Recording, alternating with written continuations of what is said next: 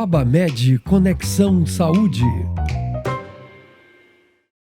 Olá, o Fabamed Conexão Saúde de hoje entrevista uma grande personalidade da medicina da Bahia na área de otorrinolaringologia. Estamos aqui com o Dr. Nilvano Andrade. Muito obrigado por ter aceitado o nosso convite, Dr. Nilvano. É um prazer estar aqui contigo. Eu também estou muito feliz pelo convite. Tá certo. Vamos falar quem é o Dr. Nilvano. Dr. Nilvano Andrade é dono de se tornou conhecido aqui por fazer parte de uma família especializada nesse assunto otorrinolaringologia. Primeiro, seu pai, Otaviano Almeida, que fundou uma clínica, e no ano de 1992, quando o pai faleceu, o Dr. Nilvano assumiu o papel. Mas antes disso, ele, que é graduado em medicina pela Escola Baiana de Saúde Pública em 1982, se tornou mestre em cirurgia pela Universidade Federal da Bahia em 99 e doutor em medicina pela Universidade de São Paulo em 2003. Dentre outras coisas, o Dr. Nilvano é o fundador e coordenador da residência médica em otorrinolaringologia no Hospital Santa Isabel e diretor clínico também do Hospital Santa Isabel. Outras coisas a gente vai falar ao longo do programa da sua extensa e bela trajetória. Em primeiro lugar, eu gostaria que o senhor nos dissesse quais são os riscos, porque frequentemente essa área de nariz, garganta, ouvidos, mesmo estando perto do cérebro, é uma área sempre meio desprezada. Ah, não é nada não, é só uma coriza, é o nariz que está permanentemente entupido, mas não é nada de grave. Explica aí para a gente, doutor Nilvano, o que é realmente essa região para o nosso corpo. O nariz é um órgão central. Por exemplo, ele pode, num desvio septal... Desvio de septo, né? Desvio de septo. Ele pode obstruir o nariz, né? E ele pode causar uma obstrução na drenagem das secreções. Essas secreções retidas passam a formar uma sinusite. E a sinusite, depois de longo tempo, ela passa a infectar outros pontos. Por exemplo, pode infectar a órbita. A órbita dos olhos, né? Pode infectar o olho, pode infectar a região frontal. Então, pode aumentar a pressão no olho, por exemplo? De alguma maneira, quando você tem um abscesso septal, quando você tem um processo inflamatório dentro do olho, a pressão aumenta. Tá? Tende a aumentar, né? Tende a aumentar. Sim, o senhor falou da parte frontal, né? A parte frontal, a parte maxilar. E no centro tem um tipo de seio que chama-se etmoidal. Lá no fundo tem outro seio chamado esfenoidal. Então, o nariz ele é um centro de vários elementos que podem causar isso. Além de que o nariz ele tem como função aquecer o ar do pulmão. Perfeito. Eu vou lhe cortar para a gente dizer primeiro o seguinte. Quando o senhor fala o seio, é bom explicar para as pessoas que seio é esse. Seios da face. Aqui então, são cavidades, são cavidades que você tem na região frontal, você tem na região do maxilar, você tem no etmoide, que parece uma colmeia, vamos dizer assim. Então, os seios são cavidades que geralmente são vazias. Certo. Mas com a infecção, elas passam a ser preenchidas por muco, por secreções, e as secreções passam a se infectar. Certo. Infectando leva a complicações. Eu queria colocar uma imagem aqui, vou pedir a João, coloca, por favor, a imagem 1A, que é um olho com as células etmoidais que o doutor Nilvano está colocando. É imagem 1A. Isso daí, explica, pode se aproximar se quiser, doutor Nilvano. Onde é que está o olho aí? Olha, aqui é a órbita. Do olho, certo? Né? Aqui você vê o seio maxilar. Que seria esse buraco, né? Exato. Que todos temos aqui, todos né? temos. Abaixo do olho. Aquela colmeia que é o seio etmoidal. E essa é onde tem as setas? As setas. Certo. Tá? Então, você tem Aqui a musculatura da órbita, em volta da órbita. E você tem, como eu falei, esse seio, que é o seio maxilar. A cavidade nasal está aqui. É essa parte branca. Essa parte branca. Então, só para as pessoas terem uma ideia, né? Como essa parte aqui, ela está intimamente muito próxima do olho, né? Exatamente, muito próxima do olho. Tanto essa como essa daqui.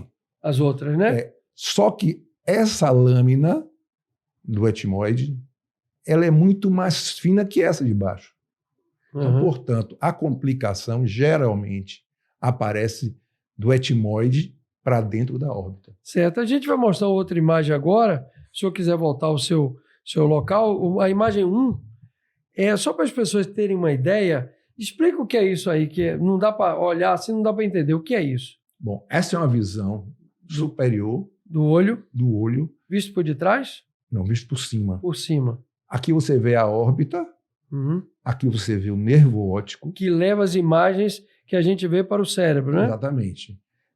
Aqui são artérias, chamadas artérias etimoidais, e aqui são a colmeia, como eu falei, células do etimoide. Então, essas células vermelhas desse lado aqui, essas seriam já muito próximas desse seio? Exatamente, da órbita. Não, eu falo aqui, essa aqui, próximas à órbita é a parte clara, né? Eu falo essa aqui, está perto dos seios etimoidais dessa região? Aqui já é um seio etimoidal. Significa que se uma pessoa tiver uma inflamação ou uma coisa crônica, uma coisa com bactérias aí, isso está muito próximo do tecido do olho. Exatamente como está sendo passado aí. Impressionante, né? É impressionante. E as pessoas pensam que nariz é uma coisa e olho é outra coisa, né? É verdade. É impressionante. Perfeito.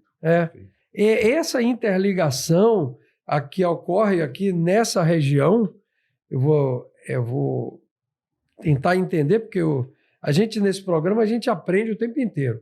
A gente comenta como curioso, como jornalista, mas o especialista está aqui para nos dizer o que é cada coisa, né?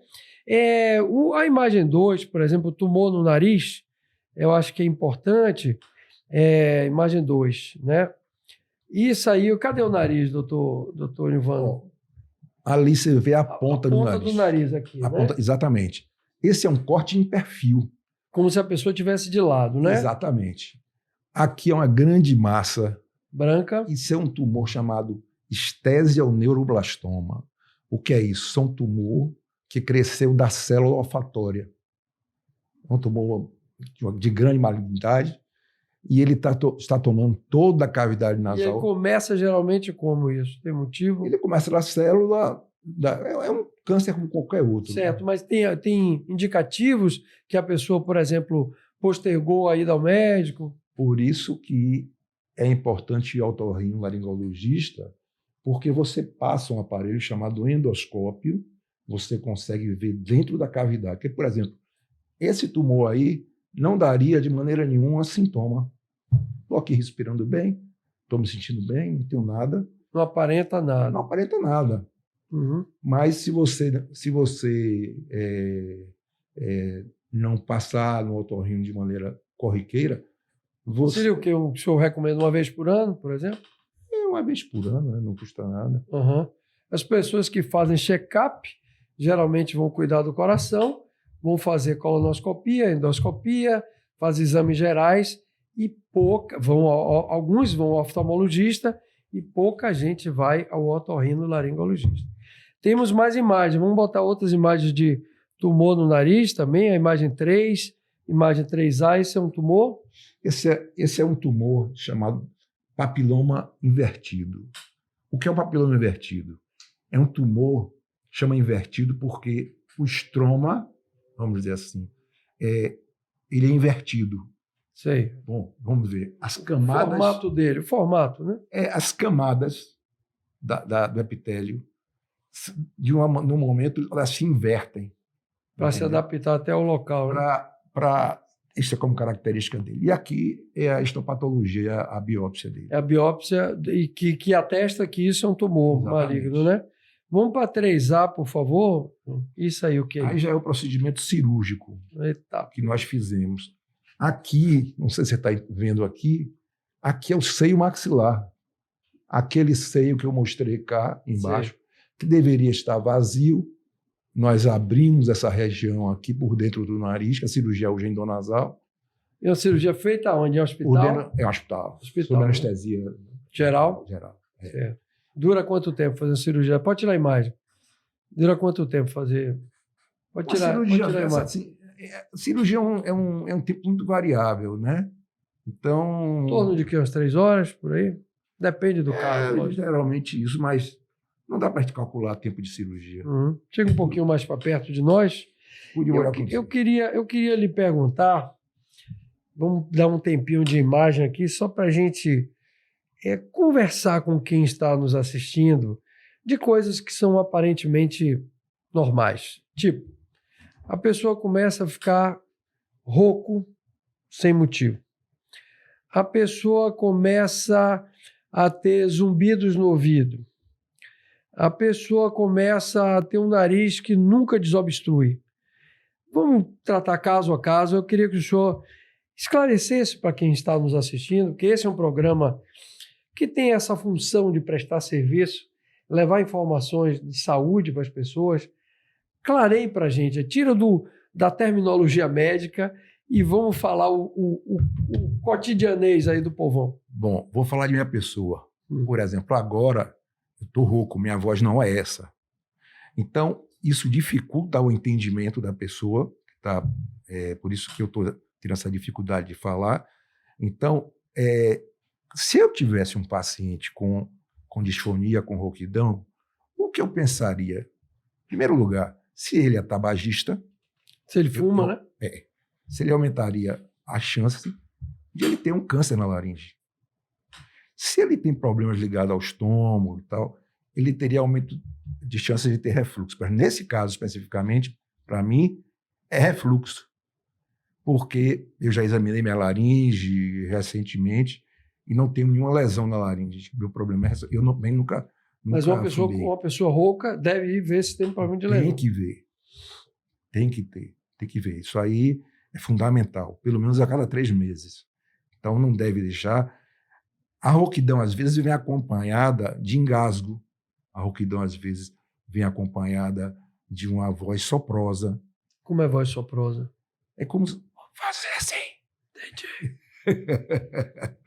Bom, nós temos outras alterações da voz. Você falou também depois do zumbido. Zumbido no ouvido, né? Você falou obstrução nasal permanente. Isso. Depois zumbido. A obstrução nasal permanente, aí temos que julgar. Um desvio do septo e tal. Eu, por exemplo, eu tenho desvio do septo. Nunca operei. Mas você sabe que todo mundo no universo tem desvio septal? Mas eu caí quando eu era garoto, em cima do nariz aqui. Sangrou e eu nunca... A questão é que uns septos são obstrutivos, outros não. Mas todo mundo tem desvio septal. Tá? Porque a estrutura de respiração... Fala a quantidade de desvio, não é isso? Tem sempre um desvio, geralmente é em S, mas sempre tem algum tipo de desvio. Mas quando em alguns casos, ele realmente ajuda a reter, né? Exatamente, ele obstrui. E o último é o zumbido, que você falou. Um zumbido ele é realmente algo complexo, porque dificilmente você consegue pescar uma causa. Então, por exemplo, eu tive uma coisa chamada perda súbita da audição. Perda súbita? Da audição. E ficou o quê? Numa das frequências ainda bem, tá? Ficou um zumbido, que é muito pequeno, porque restou da lesão que houve nessa perda súbita. Mas não me incomoda, eu vivo bem, não me atrapalha no dia a dia. Mas, às vezes, essa perda súbita, eu tenho até um paciente recente que uma perda súbita traz um problema gravíssimo para o paciente. Então, o zumbido também é algo que tem que ser investigado. Por quê? Porque você tem que investigar desde a audiometria, que é o primeiro exame, depois você vai passar até você examinar a parte auditiva no que se refere a seu nervo, e depois até o tronco cerebral. Então, é necessário que se veja. Investigue tudo, né? Investigue tudo aí. Mas, doutor Nilvano, assim, considerando que nem todo mundo tem zumbido no ouvido, né? Mas essa é uma área, por exemplo, problemas de cervical. Hoje em dia todo mundo se projeta para frente para olhar para o celular, no computador. Antigamente, por exemplo, quem era de interior, o cara olha para grandes distâncias, ele foca o olho dele para longe. E hoje a vida que a gente leva é tudo pertinho, né? A informação está muito perto. E esse tipo de problemas de cervical, essa rigidez cervical, isso também pode interferir na saúde de toda essa região. Por exemplo, um remédio. Uma vez eu tive dor de cervical. Tomei um remédio que eu tomo, que funciona. Um remédio Novalgina, por exemplo. Mas não funcionava. Porque eu dizia assim, ó, a cervical está tão próxima do cérebro que eu não estou conseguindo diminuir essa dor. E esses riscos dessas coisas todas interligadas, eu queria que o senhor falasse um pouco mais sobre isso, porque quem nos assiste, às vezes, tem uma queixa e não consegue relacionar com a outra coisa. Bom, o que nós vemos aí é que o paciente tem, geralmente, uma rigidez cervical, porque ele precisa da atenção para manter o foco dentro do celular, principalmente. Projeta para frente. Projeta para frente, e ainda quando ele está num carro, ele precisa de mais rigidez ainda para manter o foco e acaba dando náusea e tal, que já é outra questão do assunto. O que é muito importante aí é ele ver se ele não tem também essa rigidez, não está tendo alterações nas carótidas, por exemplo. Então, por exemplo, ele pode ter alteração de fluxo na carótida. Que é a passagem do sangue, né? Do sangue, Então, por excesso de tensão aqui. Por excesso de tensão pode levar a essas alterações aí. Uhum. Então, geralmente também, as vértebras C3, C4, né? São essas daqui de cima, né? Elas podem também trazer rigidez e gerar o zumbido. A gente vai falar daqui a pouco sobre outros assuntos, inclusive sobre o sono, que é importantíssimo falar sobre o sono, sobre os riscos que traz a falta do sono. Mas queremos saber um pouco como é que o senhor se interessou por essa área da otorrinolaringologia. Porque, convenhamos, né? Nem todo mundo consegue entender a importância de nariz, boca, ouvido e garganta para a saúde como um todo. Eu fui criado por um otorrinolaringologista. E, geralmente, a admiração que você tem por seu pai, né? A admiração que você tem por ele e você acaba se envolvendo nisso. E eu entrei no hospital muito cedo. Eu entrei no hospital em 1978. Então, o fato de ter entrado muito cedo, eu passei a ver a prática médica e vim ver como seria essa ação minha. Sim. Me contagiei com isso e, a partir daí, eu segui todos os planos. Né? O senhor acompanhava seu pai nessa coisa? Meu pai, sim. Então, no caso, qual é a diferença entre a otorrinolaringologia que existia quando você se formou, década de 80, 40 anos atrás, né?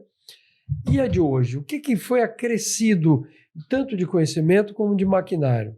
Bom, a otorrinolaringologia de hoje é uma especialidade que tem inúmeros avanços. Inúmeros avanços. Eu acho que nós estamos pecando hoje por uma questão ligada à questão do humanismo. Esse é o grande problema nosso, humanismo. Como assim, doutor? Me explica aí. Porque é diferente um médico atender como ele atendia antes. Então, por exemplo, era importante para mim, ainda, porque eu sou um médico mais antigo, pegar um paciente, tá? Sentir a textura dele, olhar nos olhos dele, conversar, falar sobre a família dele, onde ele mora, como ele vive, como é a casa dele. Então, é diferente de hoje que o paciente, e com a estrutura da medicina, o que querem as empresas que tomam conta disso, querem que que o paciente seja tratado rapidamente. De uma forma automatizada, né? É uma medicina um pouco diferente.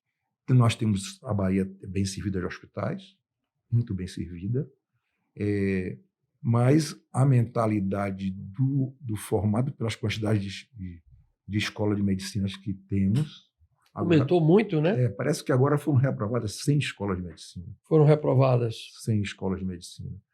Não sei nem se a gente, algumas delas, não sei nem se a gente pode chamar de escola, né, de medicina, né? Sendo bem franco, né? É verdade.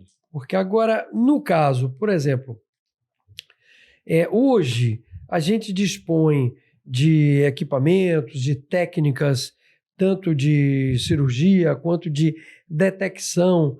Queria que o senhor me falasse mais. Por exemplo, na área oftalmológica, a mudança foi incrível, né? E nessa tua área também, de otorrino? Foi fantástico, foi espetacular.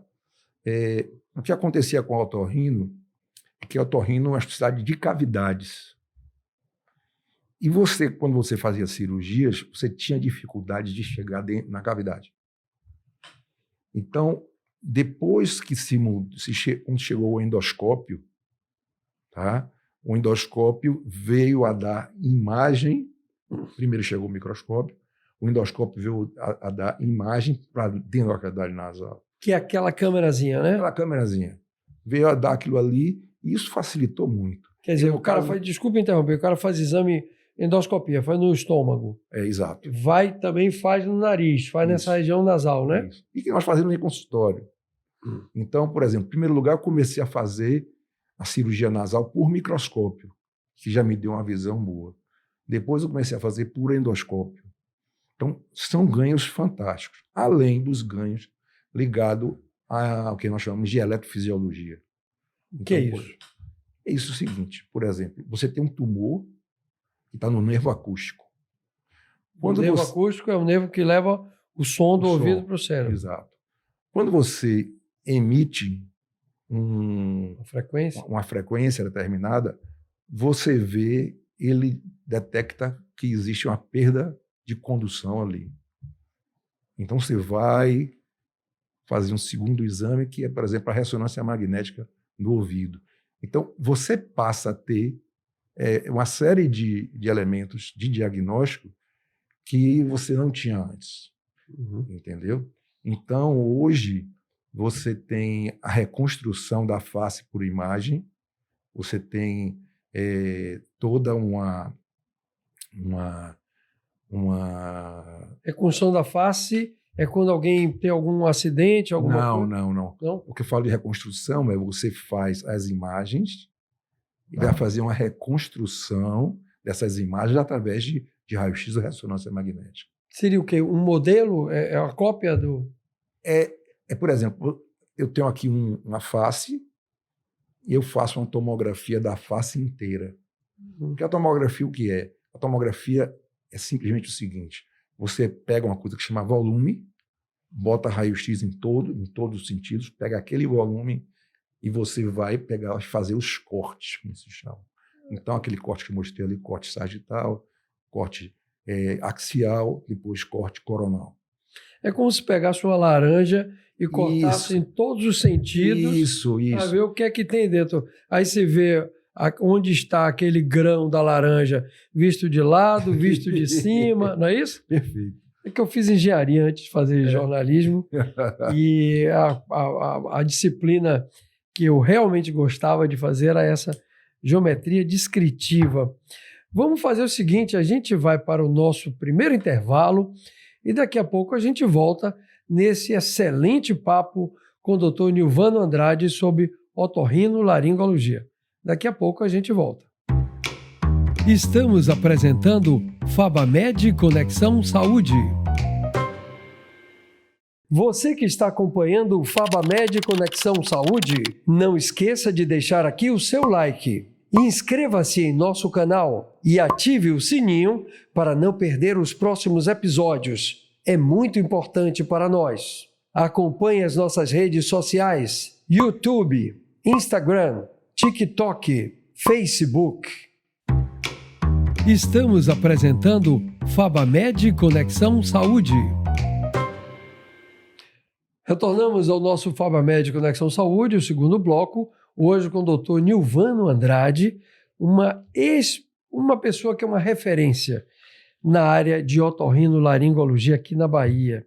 O senhor é o diretor clínico do Hospital Santa Isabel, ex-professor adjunto da Escola Baiana, adjunto da Escola Baiana de Medicina, participou de muitos cursos e congressos no exterior, é palestrante e é um mestre em cirurgia pela Universidade Federal da Bahia e doutor em medicina pela USP. Doutor Nilvano, mais aqui informações da nossa produção, a querida jornalista Samuelita Santana, mais de 430 milhões de pessoas no mundo têm perda auditiva significativa.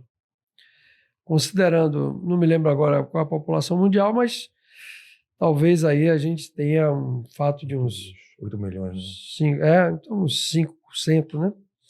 E rinite e sinusite estão entre as principais causas de consultas médicas. 30% da população brasileira tem rinite alérgica. O que é isso? 15% sofrem com sinusite.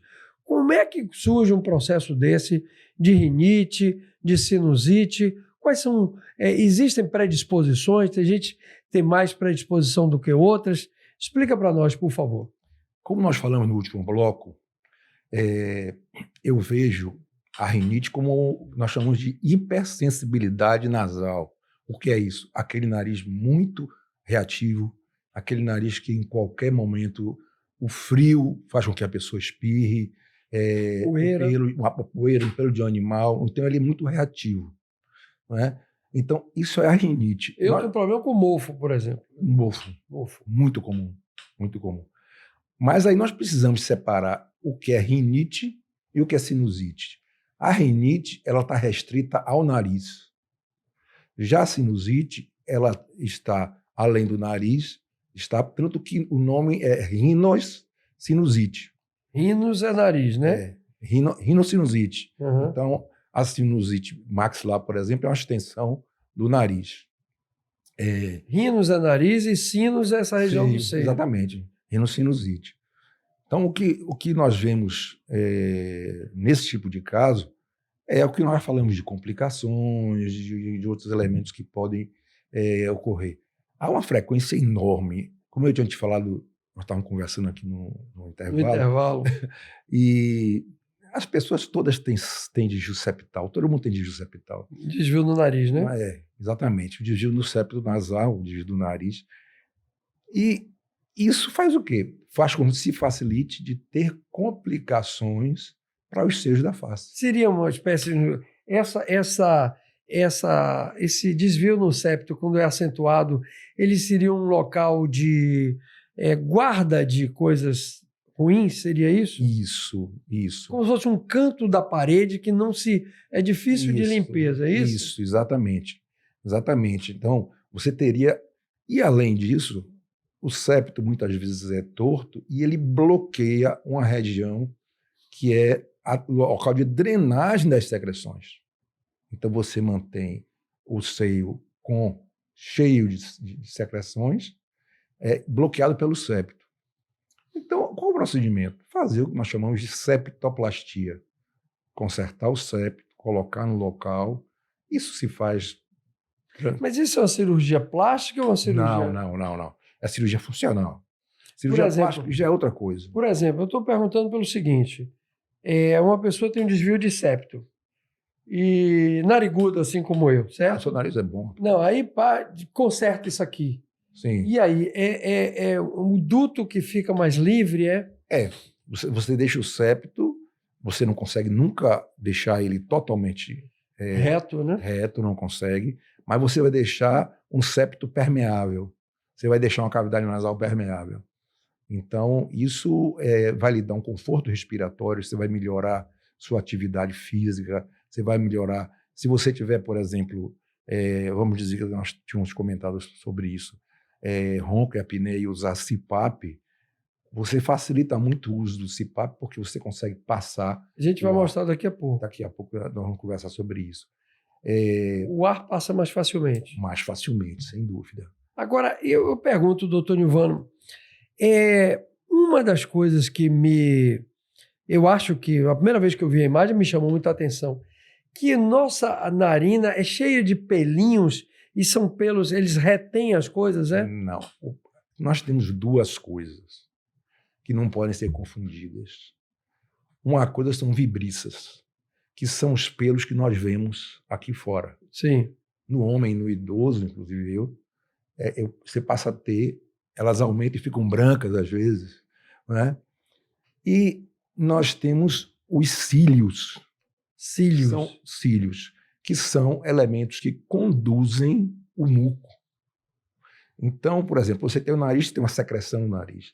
Essa secreção é produzida através dessa mucosa nasal. Então, a mucosa nasal... Que é o tecido, né? O tecido nasal é que ele faz o quê? Ele carreia todas as secreções e vai levando esse muco para a garganta. E aí vão ser digeridas... Deixa eu só clarear para quem está nos assistindo. Por exemplo, a gente está aqui nós estamos num ambiente mais controlado, porque tem um ar-condicionado. A gente está andando na rua, tem muita fuligem, tem escapamento de carros, e isso tudo é carreado para o nariz. Aí existem esses cílios que são como se fossem filtradores, e isso vai produzir um muco que é para ser expelido, jogado fora, é isso? Quase isso. Em primeiro lugar, quando a partícula é maior, a vibriça pega. Então ela forma a famosa meleca, é isso? A meleca já é uma inflamação do vestíbulo, é uma coisinha já um pouquinho diferente. É quando a região do nariz está infectada e aí forma isso. Mas pode usar, desculpe interromper de novo, pode haver, como já aconteceu comigo, num lugar muito seco, no sertão, uma produção de coisa, de uma crostazinha, justamente de não ter água no local, daquela poeira toda. Pela questão do ambiental, momento ambiental, seco, às vezes bebe menos água e você não hidrata de alguma maneira o nariz. Isso é importante. Certo. Aí a gente estava falando do muco, como é que ele é produzido? Sim. Aí o muco é produzido na mucosa. A mucosa mucosa é essa pele fininha que a gente tem dentro do nariz. Já dentro do nariz. A mucosa tem células ciliadas. O que são as células ciliadas? São células que batem numa direção e por cima dela tem um gel. Então, esse tem uma parte sol e uma parte gel. A parte sol é o líquido, né? E a parte gel, ele vai pegando aquele mucozinho, aquela secreção e vai na direção da rinofaringe, no fundo do nariz. Na garganta.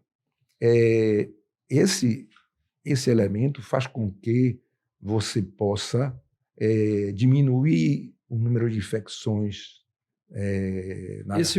Esse muco. Ele protege você 24 horas, porque ele é produzido 24 horas. E quando ele está em excesso? Quando ele começa a ser aquela coisa volumosa, aquela coisa muito substanciosa, vamos chamar assim, muito densa. O que é isso? São duas coisas. O primeiro elemento é a questão de quando você tem um processo irritativo, um processo reativo, você tem vamos dizer, uma alergia. Você passa a produzir mais muco ou mais água até no nariz. Isso é uma coisa. A outra coisa é quando você tem uma secreção mais espessa, e você, às vezes, assoar o nariz, e você queira colocar essa secreção para fora. Então, já o muco ligado ao normal, às células ciliadas, como eu acabei de falar, é um muco normal. Você praticamente nem sente, né? Você não sente. Uhum. Aí, no caso, vamos assim, falar de uma maneira bem assim, cotidiana, bem povão. A sinusite seria uma irritação, no caso, a sinusite já seria uma inflamação, seria isso? É um processo inflamatório causado por elementos físicos, químicos, infecciosos. Se você dizer, isso é um conceito da Organização Mundial de Saúde. Então você teria um processo inflamatório ligado a problemas físicos, químicos ou biológicos. Então, se você está pensando que você tem aí conseguindo abranger todos esses conceitos, eu acho que nós conseguimos resumir a rinocinusite aí. Entendi. Por exemplo, se eu for para uma oficina e a pessoa estiver pintando o carro, por exemplo, eu não me sinto bem, depois de alguns minutos eu tenho que sair, eu começo a ficar com um pigarrinho assim, que eu sei que vai piorar, eu tenho que sair logo. A gente poderia falar um pouco sobre... Eu queria mostrar um gráfico que nós temos aqui, a imagem número 6, que a gente pode fazer com que as pessoas entendam, porque eu, por exemplo, tenho dificuldade em lembrar o que é traqueia, o que é laringe, o que é faringe. Eu queria que o senhor explicasse para nós o que é isso. Imagem 6, é um gráficozinho aí. Aumente, por favor, gente. Aumente aí. Aumente mais. Aí. Bom, vamos começar por cima, né? Temos o nariz. Você tem, aí, no caso aqui, a cavidade nasal. A cavidade nasal é tudo isso aqui. Tudo que está em vermelho. Tudo que está em vermelho. Uhum. Então, pode se aproximar. Exatamente. Tudo aqui é a cavidade nasal. Uhum. Só que dentro da cavidade nasal, você tem vários elementos. Você está vendo aqui. Aqui é a língua, né, no caso, na cavidade nasal. E você vai descendo. Aqui é a epiglote. Epiglote é onde tem essa passagenzinha assim, com aqueles dois... Não? Não. Aquilo é a vulva, né? Úvula. Úvula. Você tem aqui a orofaringe, que é essa aqui, tá? Só que aqui a úvula está aqui. Certo, na curva. Não aparece. Deixa eu ver, eu vou explicar melhor a questão ligada o que é laringe, o que é faringe, o que é cavidade nasal. Seria seja bom. melhor sem mostrar o diagrama. Certo. Tira a imagem? Pode tirar, que eu explico sem problema. Tá. O que acontece? Nós temos uma cavidade nasal que ela muda durante o tempo. Então, se nós conversarmos sobre nariz, você vai ver que no desenvolvimento, nós vamos ter aí o nariz do recém-nascido, ele vai crescendo. Aquelas cavidades que eu mostrei para você aí, que era o etmóide, o maxilar, eles não existem ao nascimento. Uhum. Eles vão existir depois. O ar vai penetrando, eles vão desenvolvendo e tal. Então, eles não existem aí. Então, a cavidade, as cavidades vão se aerando. Sim. E você vai crescendo no crânio.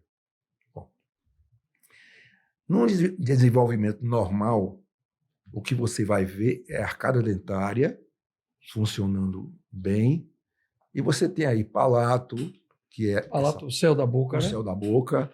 Você vai ver cavidade nasal, né? As narinas. Você vê a parte anterior do nariz e a parte posterior do nariz. Nas crianças, por volta do 4º ano de idade, aparece uma coisa chamada adenoide. A adenoide é um conjunto de tecido, chamado tecido linfóide, mas eu não vou colocar nisso, como são as amígdalas. Então, as amígdalas são maiores justamente no momento da hipertrofia, é maior no momento em que a adenoide está maior e a amígdala está maior. Por isso que é mais frequência a criança precisar fazer cirurgia nessa época. De adenoide, né? Que eu já vi muito de isso. amígdala. É como se o ar não estivesse passando? Não passa. Mas qual a diferença de faringe e laringe? Bom, aí vou chegar lá. A faringe você inclui boca, você inclui úvula. Bom, depois de uma coisa chamada laringofaringe, que é a transição entre a laringe e a faringe. Na laringe, nós vamos encontrar o primeiro elemento é a epiglote. Epiglote é aquela...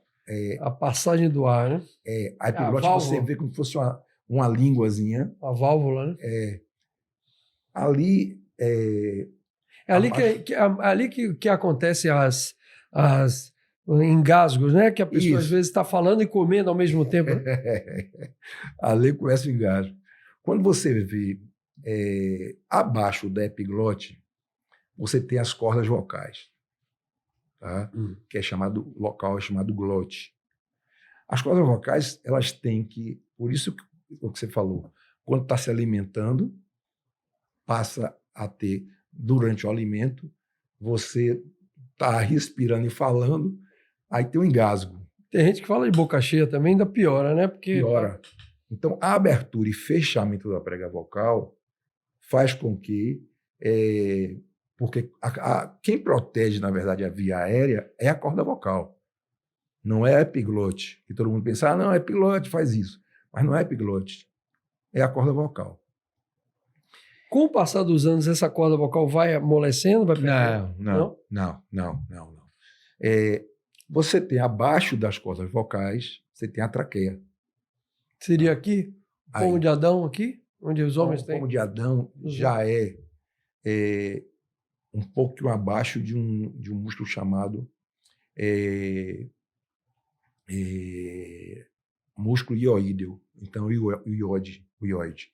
Você pode palpar aqui e você vê que tem um osso, abaixo dele tem um pomo de Adão. De muita gente. Faz parte da cartilagem tireoide. Certo. Entendeu? Eu estou antecipando, acelerando às vezes o nosso papo, porque o papo é muito profundo, é cheio de detalhes, nem sempre a gente tem as imagens. Eu queria, doutor Nilvano, que a gente pudesse falar um pouquinho agora, rapidamente, sobre sangramento no nariz, que eu já tive uma vez, e é um sangue vivo, que ele começa, a gente tem a imagem número 5, que muita gente faz uma cauterização, né? Do nada o nariz começa a sangrar, né? A pessoa está conversando e goteja mesmo, e a gente, é número 5, sangramento no nariz, não, essa é o corneto. Mas tem alguma coisa errada aí. Essa é a 7. É o número 5. Aí. Você pode ampliar. Pronto. Isso é o quê? Bom, esse na verdade, é uma artéria. Essa parte branca é uma artéria? Essa parte aqui é uma artéria. Que leva o sangue diretamente ao nariz. Para a cavidade nasal. Esse foi um paciente, um colega nosso médico, que eu operei ele estava com sangramento nasal grave, e eu fiz uma cirurgia, dissequei a artéria por dentro do nariz. Dissecar é o quê? Dissecar é você... Tirar a utilidade dela? Tirar a pelanca do boi. Uhum. Você pegar com bisturi, com alguma coisa, você deixar todo o elemento. Você pegar o músculo, você pegar a mucosa e você separar o que é músculo, mucosa, de um elemento... Tá, isso aí foi um colega teu médico. E esse sangramento ocorre por quê? Bom, sangramento dele foi um sangramento que a gente chama idiopático. Quer dizer, não sabia por quê. Não tem motivo, né?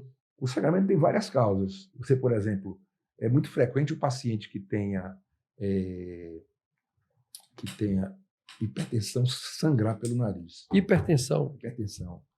Porque é um lugar não seria mais fácil de ter menos... Embora não exista na literatura uma correlação direta entre um e outro. Uhum. Porém, se sabe que o paciente com hipertensão ele tem uma facilidade maior de sangrar. Pode vir um pouquinho para nós.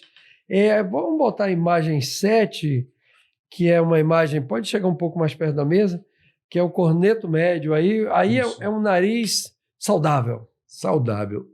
A concha média, o corneto médio, ele é uma extensão do etimoide.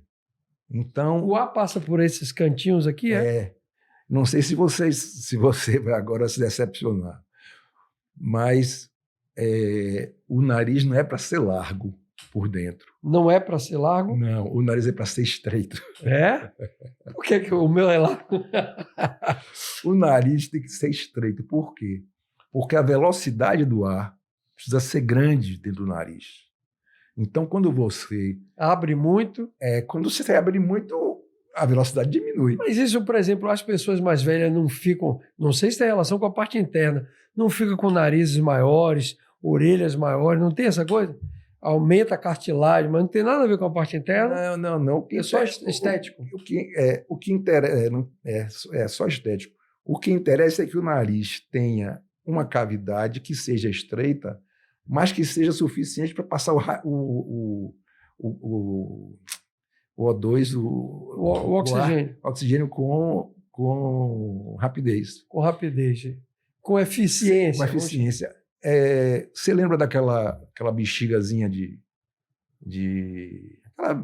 aquela bolinha de soprar? De aniversário? De aniversário. Sim. Quando você enche ela e você solta ela faz um grande ruído. Aquele ruído é do ar passando com velocidade. Então, aquele ar é que vai jogar toda a poeira, tudo que tiver de elementos estranhos, né? Elementos estranhos para o fundo do nariz. Então, quanto mais fino, mais fácil de reter o que não é bom e passar o ar com velocidade, é isso? Mas não, ele tem que ser fino dentro de um padrão. De um padrão. Fino demais também não serve. Olha, a gente está realmente num papo muito bom aqui com o doutor Nilvano Andrade e a gente vai para o próximo bloco, o terceiro e último bloco, daqui a pouco, quando a gente vai falar sobre os problemas do sono. É o FabaMed Conexão Saúde. Se você está gostando do nosso programa, tenha a gentileza de dar um like, de compartilhar isso, porque eu, por exemplo, comumente esqueço de dar o like. Se eu deixar para o final do programa, eu tenho que dar no meio do programa, porque quando acaba eu vou para outra coisa. Então, durante o programa, dê uma paradinha, dê um like e compartilhe com seus amigos se você achar que esse assunto é importante. Daqui a pouco a gente está de volta. Estamos apresentando FabaMed Conexão Saúde. Você que está acompanhando o FabaMed Conexão Saúde, não esqueça de deixar aqui o seu like. Inscreva-se em nosso canal e ative o sininho para não perder os próximos episódios. É muito importante para nós. Acompanhe as nossas redes sociais: YouTube, Instagram, TikTok, Facebook. Estamos apresentando FabaMed Conexão Saúde. Chegamos ao terceiro e último bloco do nosso podcast FabaMed Conexão Saúde, hoje com o Dr. Nilvano Andrade, uma referência na área de otorrinolaringologia. Vamos falar de um assunto, doutor Nilvano, que a maioria das pessoas tem algo a dizer sobre isso. A apneia do sono, o ronco e os efeitos disso sobre a saúde. Enquanto o senhor começa a falar, a gente vai botar a imagem 4A para que as pessoas entendam. Por gentileza, o que é a apneia do sono? Bom, nós temos dois elementos aí a considerar porque são graduais. Então, nós temos em primeiro lugar o ronco, tá? E depois temos a apneia. O ronco, você tem basicamente o ruído. E a apneia, você tem o ruído e o ronco, tá? E o som. O ronco, na verdade, é um elemento que passa, é produto de uma passagem de um pálato, da faringe e tal, flácido. Flácido, né? Mas tem gente, por exemplo, que não ronca e num dia bebeu muito, ronca. Aí são fatores... porque está flácido, está relaxado demais? São fatores indutores. Então, quem toma geralmente benzodiazepínico, medicação para dormir, por exemplo. É muito comum você tomar essas medicações, você induzir. Relaxar demais, né? Exatamente.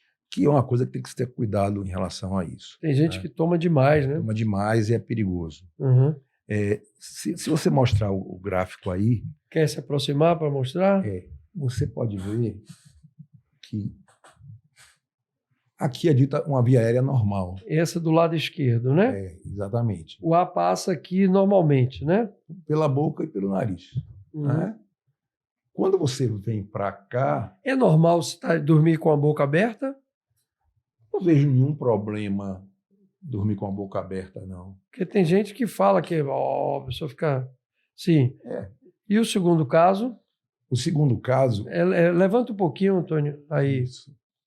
O segundo caso, ele respira pela boca, mas quando chega aqui, o ar não consegue passar porque a mandíbula ela desce e oclui essa região. Oclui que a gente fecha, né? Fecha a região. Quando fecha a região, além de ter a apneia... A apneia quer dizer falta do ar, falta de respirar. A respiração não ocorre. Não ocorre. Você tem um ronco.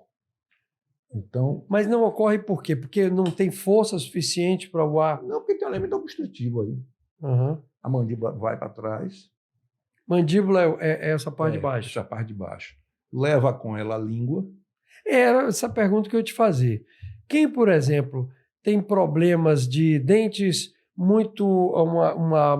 uma arcada dentária muito para dentro, que a língua não consegue deitar sobre o seu leito, vamos chamar assim, e fatalmente ela se recolhe para trás para caber na boca. Isso também é um dos fatores de oclusão, né? É um dos fatores de oclusão. Inclusive, isso é a base de um dos tratamentos que nós chamamos de aparelho intraoral. Intraoral? Por exemplo, tem pessoas que elas têm, que já tem outro elemento, classificação de ronco e apneia. Os pacientes que têm uma classificação de ronco de um menor grau, elas conseguem botar um aparelho chamado aparelho intraoral para que você coloque a mandíbula para frente, vamos dizer assim. Esse não é o CPAP, não, né? Não, CPAP é outra coisa. CPAP tem como função... A gente vai voltar daqui a pouco CPAP, sim. Eu quero ver isso aí que eu te interrompi. O aparelho chama intraoral. Aparelho intraoral. Você vai colocar um aparelho que você vai colocar para frente a mandíbula. Entendeu? Vai colocar... ela vem para frente. Para frente. Com isso, ela traz o quê? Ela traz a língua também. Entendi. Entendeu? Entendi. Isso é uma coisa... É disponível? SUS, esse negócio? Ou é mais... Eu não sei como é que está no SUS. Lá na minha clínica faz. Mas eu não sei como é que está no SUS. Agora precisa fazer, no caso, o exame, a polissonografia. Certo. O doutor Nilvano, ele atende no Hospital Santa Isabel, Hospital da Bahia, é isso? No Hospital Santa Isabel e... Hospital da Bahia, no Hospital Aliança. Também? E no Hospital São Rafael. Certo. Todos esses atendimentos, eles são particulares ou intercalados? São intercalados. O meu atendimento no Santa Isabel é SUS, é gratuito. Certo. Procurar lá o doutor Nilvano Andrade. Procurar o doutor Nilvano Andrade Setor lá. de otorrinolaringologia. Será um prazer. E lá, já no Hospital da Bahia é via convênio. Clínica, convênio, essas coisas. Certo. Vamos lá, minha gente, já sabemos, vocês vão poder dispor desse saber que já dura mais de 4 décadas do doutor Nilvano. Vamos falar um pouquinho sobre a apneia do sono, só mais um pouco, para que a gente possa, explicar para as pessoas, porque tem muita gente correndo risco, porque pensa que é apenas o ronco, mas durante muitos momentos da noite a pessoa não está respirando, né? Explica para nós, por favor, doutor Nilvano. Pode chegar um pouquinho para frente? Eu quero que vocês entendam o seguinte. Nós temos um sistema automático, que é o sistema do simpático e parasimpático. Isso aí é o seguinte. Quando você não está respirando, vamos dizer, o simpático seria o quê? Você está de frente para uma onça, por exemplo. O que acontece com isso? Seu coração aumenta de frequência, Joga suas pupilas, adrenalina. suas pupilas aumentam, a pupila abre, Vê a morte na frente. e a morte na frente. E outros elementos que eu não vou Esse comentar. é o sistema simpático que existe no corpo. Então, mas ele gera, além disso, outros elementos químicos, que eu não vou citar aqui, que fazem com que, por exemplo, aumente a pressão arterial. Então, esse é um tipo de sistema. Se você passa na sua noite a não dormir bem, você está ativando esse sistema. Esse é um estado permanente de estresse. Exatamente. Exatamente. Se você está indo para outro sistema, você já tem um sono reparador. Entendeu? O outro sistema é o parasimpático. Você passa a ter um sono reparador. Então, nós precisamos ter uma parte da noite que você possa descansar, tá? Que aí vem a ver com aquele tipo de sono, que são vários tipos de sono, chamado sono REM. Os ciclos, né? Exatamente. Ciclos de sono. Um sono é mais profundo, né? Eu particularmente, eu fico interessadíssimo nesse assunto, porque alguns colegas meus, eles vêm me dizer, por exemplo, que eles roncam, que a esposa não aguenta mais, ou em outros casos é a esposa que ronca, às vezes tem problema de peso, sobrepeso, e aí isso em alguns casos é tão terrível que casais às vezes são obrigados a não dormir num quarto, ou no aposento, ou vai para a sala, porque não dá para dormir do lado, né? Isso. Isso é um problema social grave, né? Grave. Porque às vezes não tem duas camas em casa, né? Ou não tem muitos ambientes, às vezes na sala tem outras pessoas dormindo também. Verdade, né? Então isso é um elemento. Eu tenho uma história de uma cidade do interior, que o paciente chegou no consultório e disse: doutor, resolva esse problema, porque senão eu vou matar o meu vizinho. Ele do vizinho. Ele morava na cidade do interior e eram aquelas casas geminadas. E ele ouvia o ronco do cara, do vizinho. E aí? Ouvia e ele não conseguia dormir. Imagine o estresse.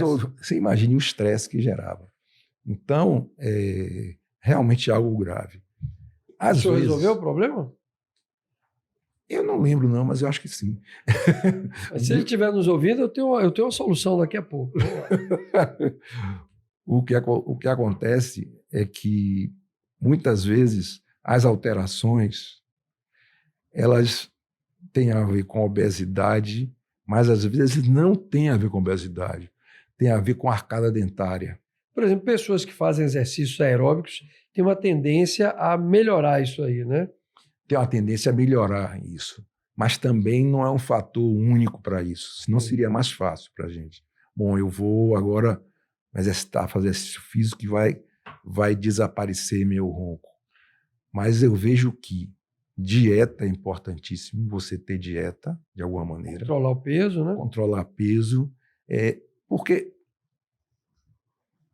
preste atenção, se você tem um elemento tão importante que é a hipertensão, que é o diabetes, que está ligado a isso direto, por que você vai manter uma dieta fora de padrão? Então, eu acho que é extremamente importante você procurar corrigir esses aspectos e procurar um profissional.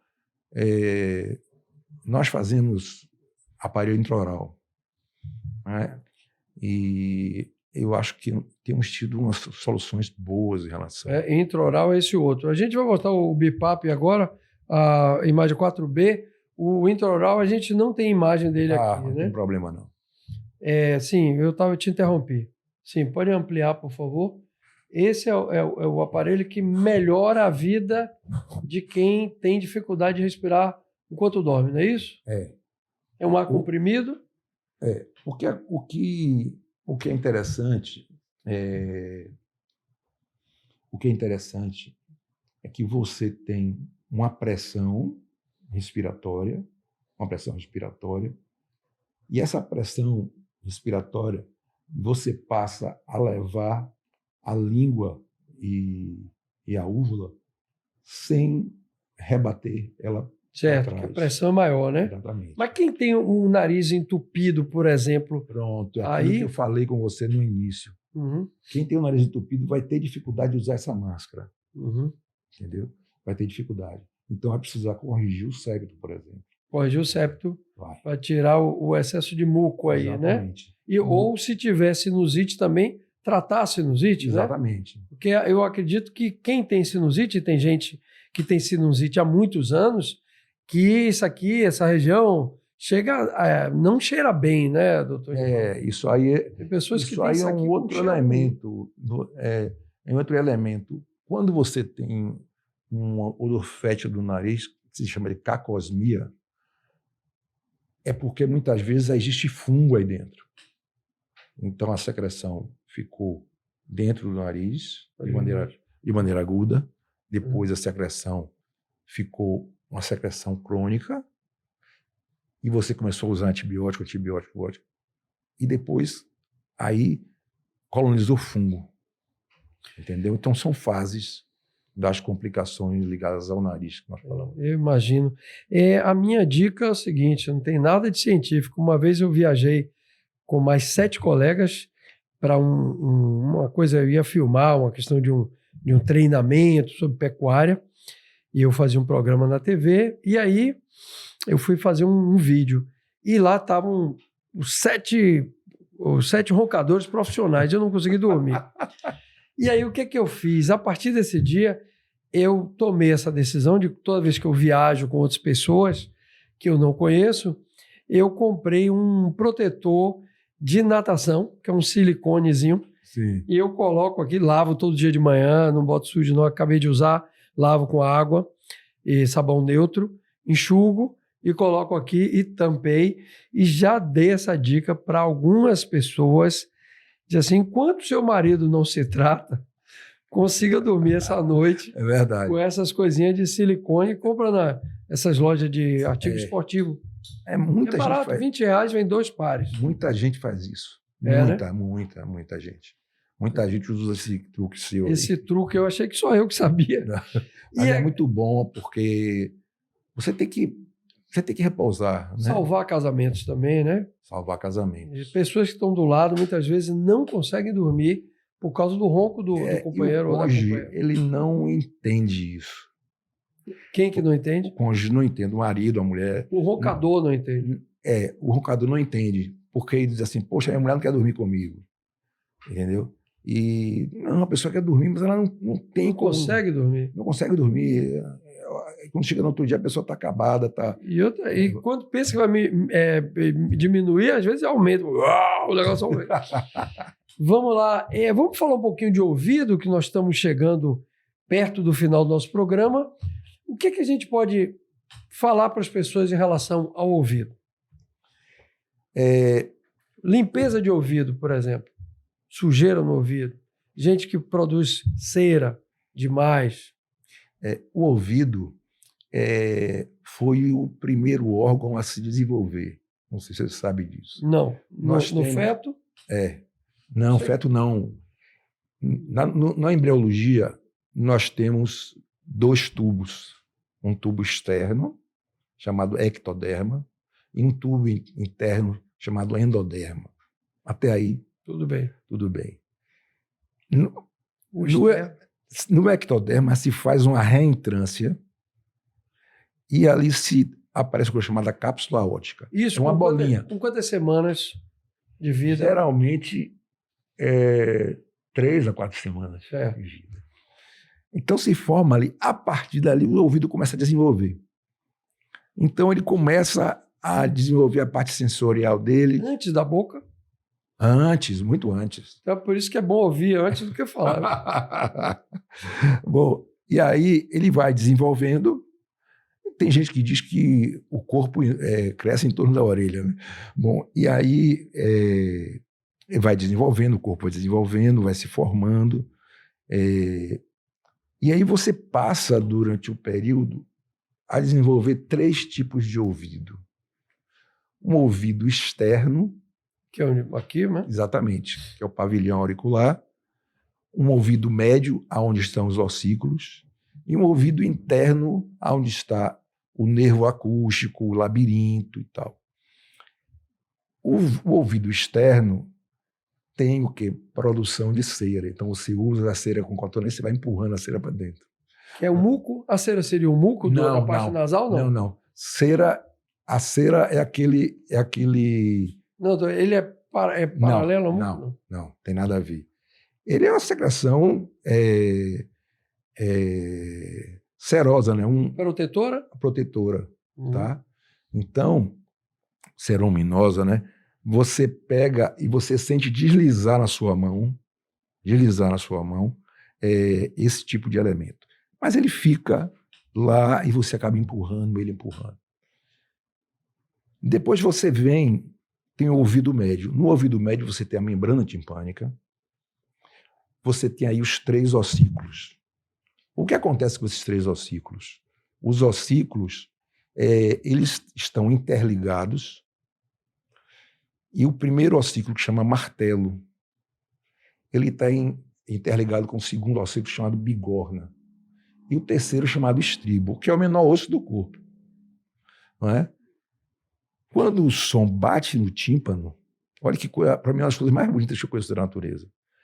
O som bate no tímpano, você tem um tímpano e você tem uma platina do estribo.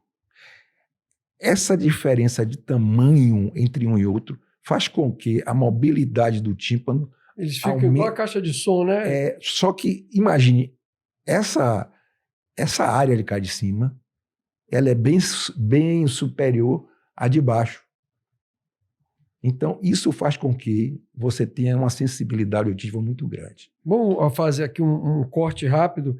Algumas caixas de som, os woofers que a gente vê, ele fica assim, né? Isso. Agora, você imagine, às vezes passa um cara com um carro com um som bem alto dentro, eu fico imaginando como é que o ouvido dele não está recebendo aquela quantidade massiva de percussão, né? Ele está ouvindo muito, o local está aberto.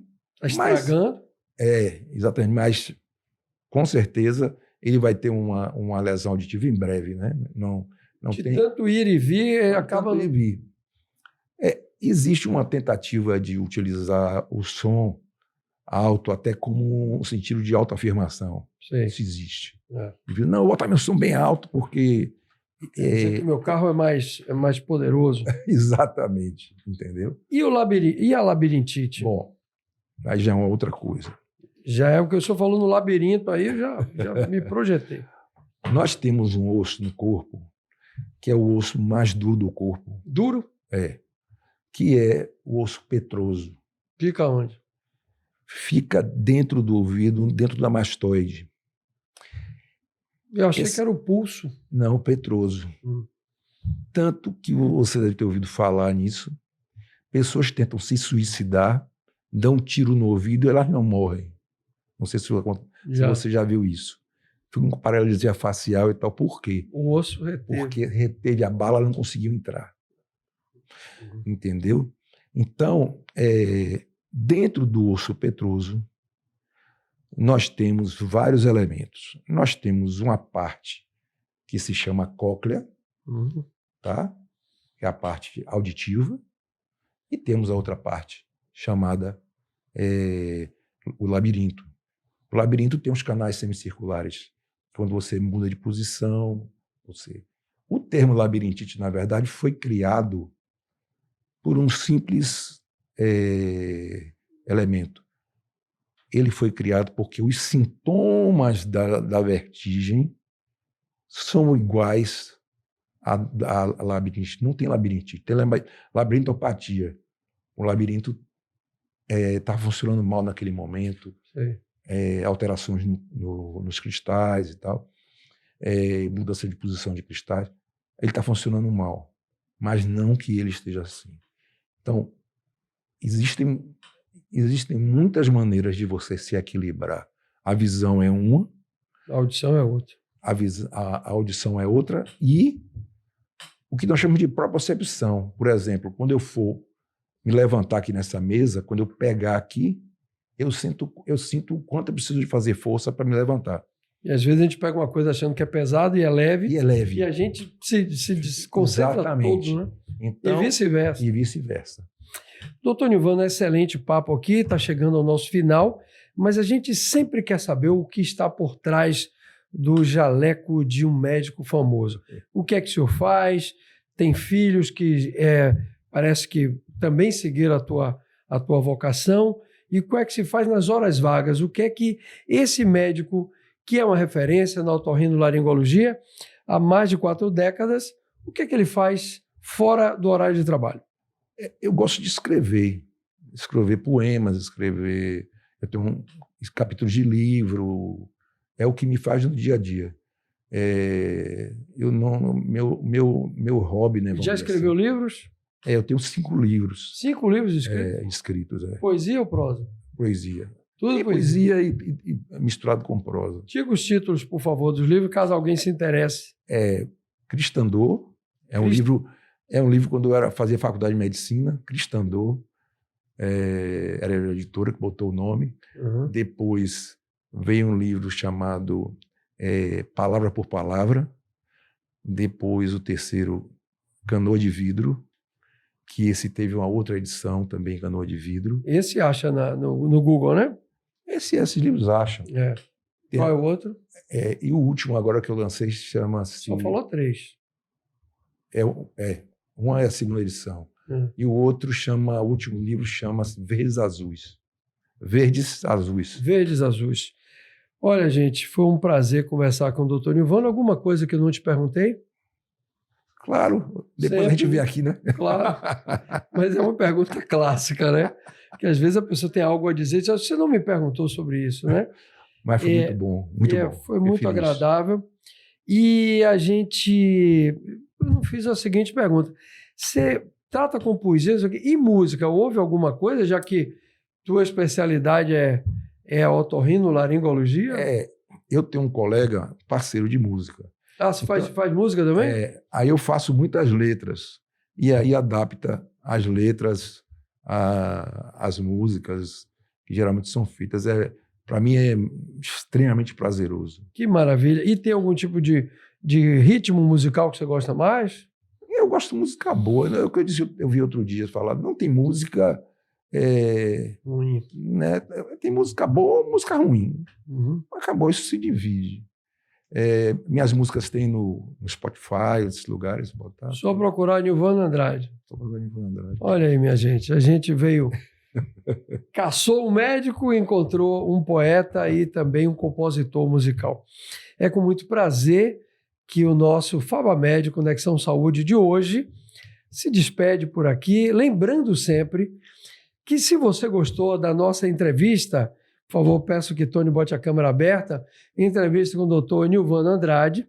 Se você gostou da entrevista, pode trazer para mim agora, dê um like, compartilhe, comente, se possível, porque se a gente está aqui divulgando esses saberes médicos e científicos e trazendo para uma coisa mais popular, é para você, para que você saiba um pouco mais sobre a sua saúde, sobre a sua vida. Semana que vem, a gente volta com mais um FabaMed Conexão Saúde. Até lá.